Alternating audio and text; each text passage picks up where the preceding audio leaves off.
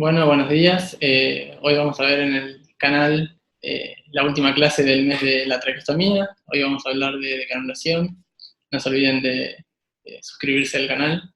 Yo soy el licenciado Ver Pablo de la sección de cuidados respiratorios del Hospital Italiano y vamos a hablar un poco de lo que es la decanulación.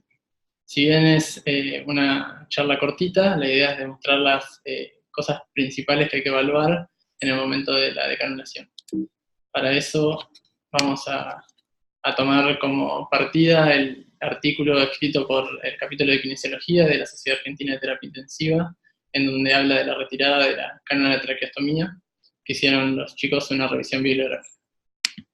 Para arrancar vamos a tratar de definir lo que es la decanulación, que es el proceso de retirada de la cánula de traqueostomía, y esto incluye todos los procesos de evaluación de la competencia de la vía aérea superior para poder volver a afrontar eso que se suplió al colocar la traqueostomía.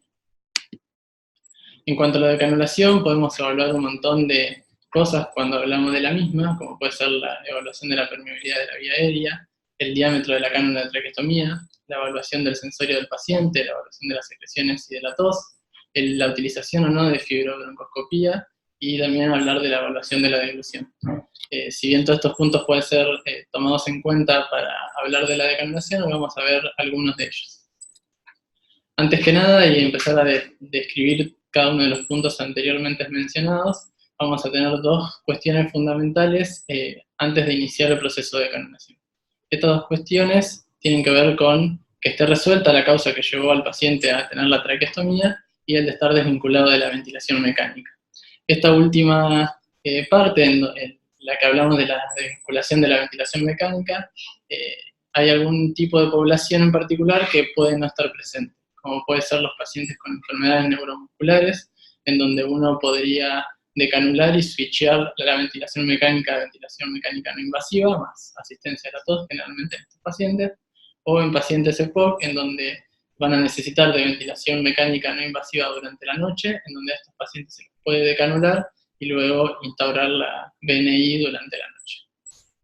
Sacando estos dos tipos de poblaciones, a todo paciente que esté traqueostomizado, que haya resuelto su causa de la traqueostomía y esté desvinculado de la ventilación mecánica, deberíamos empezar a pensar y a evaluar el proceso de decanulación. Hablando de la evaluación de la permeabilidad de la vía aérea, la forma de evaluar lo que sugieren los autores es de la utilización de tapón entre 24 y 48 horas de tener el mismo. El tapón se coloca desinflando el balón y poniendo un tapón que ocluye por completo la cánula de traqueostomía, y es el mejor escenario para comparar la vía aérea natural que tiene el paciente, ¿sí? Pasa de tener el espacio muerto reducido con la cánula de traqueostomía a tener el espacio muerto natural de la vía aérea superior. Se recomienda entre 24 y 48 horas, ya que el paciente pasa por todas las etapas de su vida diaria en esas 24 o 48 horas. Si el paciente no tolera el tapón, tal vez tenemos dos alternativas a evaluar, que es la utilización de la válvula fonatoria o la disminución del diámetro de la cánula de traqueostomía. Cuando hablamos de la válvula fonatoria, lo que genera esta es la reducción de la resistencia inspiratoria, permitiendo así el pasaje de flujo aéreo en la inspiración a través de la cánula de traqueostomía y teniendo una válvula unidireccional que permite el pasaje del flujo a través de la vía aérea superior en la expiración.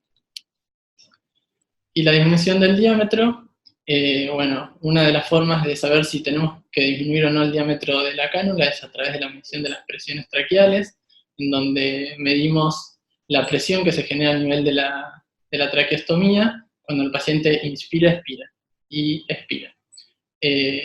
Si estas presiones nos dan elevadas, nos puede hablar o podemos sospechar de que la relación diámetro externo de la cánula tráquea es alta y nos podría sugerir de poder cambiar una cánula a una más pequeña. En este caso hay que tener en cuenta de que no vamos a estar hablando solo del diámetro interno de la cánula, sino que tenemos que tener muy en cuenta el diámetro externo, ya que lo que queremos reducir es el diámetro externo de la cánula. Y si ninguna de estas dos cosas funciona, tal vez tendríamos que empezar a pensar en lo que es la fibroendoscopía. Evaluamos antes con fibroendoscopía, ya que en uno de los artículos vieron que a todos los pacientes que le hacían fibroendoscopía los pacientes que toleraban tapón tenían una lesión de la vía aérea superior que era menor al 50% del diámetro de la tráquea, y que eso no impedía la utilización del tapón y la respiración normal por la vía aérea superior. En cambio, los pacientes que no toleraban el tapón, por fibroendoscopía se veía que la lesión era por arriba del 50% y que eso dificultaba la ventilación por vía aérea superior. Siempre, hagamos lo que hagamos, siempre tenemos que tratar de terminar utilizando el tapón para evaluar, otra vez como dijimos antes, la competencia de la vía aérea superior y que el paciente tolere la ventilación con una vía aérea natural. En cuanto a las secreciones bronquiales, siempre hay que tener algún tipo de forma de cuantificación, si bien la realidad es que todos los tipos de cuantificaciones que existen o que está descrito por la bibliografía son subjetivas. De alguna forma, en conjunto en todo el equipo tratante, deberíamos de tener una misma manera de cuantificar estas secreciones. Las formas que está descrita por la bibliografía pueden ser como secreciones significativas, moderadas o escasas, cuántos mililitros de secreciones son retenidas en una trampa, la frecuencia de aspiración de las secreciones, cuántas veces se lo aspiró el paciente en 2 horas, en 4 horas, por día, ¿sí? La misma frecuencia de aspiración y la capacidad de eliminar las secreciones sin la necesidad de aspiración. Esa sería otra forma de evaluar, ¿sí? Y esto toma importancia, lo de las secreciones, ya que combinado con la capacidad de eliminar estas secreciones son tal vez los 2 puntos fundamentales para el proceso de decanulación. Si hablamos de la evaluación de la fuerza tosígena, en la literatura hay descritas varias formas. Estas son las 3 más descritas, que es teniendo una P más mayor a 40, un pico flujo tosido mayor a 160, esto es tomado por vía aérea superior, con la cánula de traqueostomía tapada, y con o sin asistencia de la tos, o con un pico flujo tosido mayor a 200. ¿Sí? Cuando estos parámetros no se alcanzan en un paciente que nosotros queremos decanular, tal vez entra en juego lo que son las ayudas tosígenas y la familia, en donde podemos enseñar a la familia a utilizar diferentes dispositivos para mejorar la tos, ya sea desde su parte de la capacidad inspiratoria, de los volúmenes pulmonares inspiratorios, hasta la asistencia manual dada por la familia. O la ayuda tosígena a través de forma manual, como hablábamos recién de la asistencia manual de la tos, o con asistencia mecánica, como puede ser el cough assist, que en estos pacientes puede ser de gran ayuda.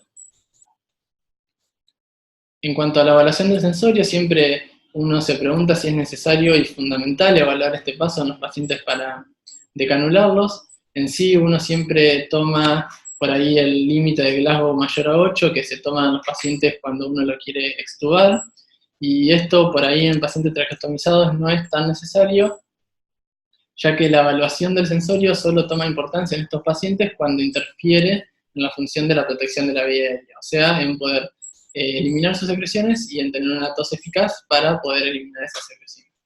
Si el paciente no tiene un sensorio acorde al que nosotros esperamos, pero tiene pocas secreciones y tiene buena tos, tranquilamente podría ser decanulado. En cuanto a la deglución, también es otro punto que es muy controversial a la hora de evaluar un paciente para decanular, y uno tendría que preguntarse si realmente la evaluación de la deglución es esencial para decanular a un paciente, y por ahí la respuesta a esto sería un no, ¿sí? La deglución, si bien puede ir acompañada al proceso de decanulación, en pacientes que nos generan dudas, este tipo de evaluación, deberíamos de hacer una evaluación individual y de tratar de no superponer estos 2 tratamientos, el de decanulación y el de volver a la alimentación por vía oral, ya que nos puede generar confusión a la hora de cuando el paciente falla tanto el proceso de decanulación como la deglución, ¿sí? Se recomienda por ahí ir por uno de los 2 procesos, ya sea por el de decanulación o el de deglución, y una vez resuelto evaluar el siguiente. Y otra de las cuestiones que siempre es bastante controversial es la utilización o no del Blue Dye Test. Este Blue Dye Test es el teñido de la saliva de azul para evaluar si el paciente se broncoaspira con su propia saliva. lo que se hace es tapar al paciente con un tapón, desinflar el balón, teñir la saliva con azul y dejarlo unos segundos que traiga un par de veces y se aspira por cánula. Si el paciente le viene azul, quiere decir que se está broncoaspirando, y si no, es que no se broncoaspira. Esto se evalúa de forma inmediata y de forma inmediata.